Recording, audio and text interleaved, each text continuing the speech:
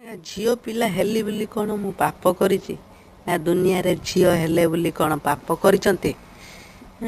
ଗୋଟେ ଏମିତିକା ମୋର ଗାଁଣ୍ଡ ମନ୍ଦର, ମୋ ଗାଁଣ୍ଡ ମନ୍ଦର ଏମିତିକା ଗୋଟେ ସବୁବେଳେ କହିବ ଝିଅ ପିଲାମାନେ ବାହାରକୁ ବୁଲାବୁଲି କରିବାକୁ ଏତେ ଯାଅ ନାହିଁ। କ'ଣ ମୁଁ ଆମ୍ବ ହେଇଛି ନା ଆମ୍ବୁଲ ହେଇଛି ମୋତେ ଖାଇଯିବେ? ଆର ସବୁବେଳେ ଗୋଟେ ନାଟକ। ମୁଁ ଏଥର ଭାଇ କହୁଥିଲା ଗୋଟେ ରମ୍ପା ଗୋଟେ ଜାଗା, ସେଠି କୁଆଡ଼େ କାଳୀ ପୂଜା ହେଉଛି।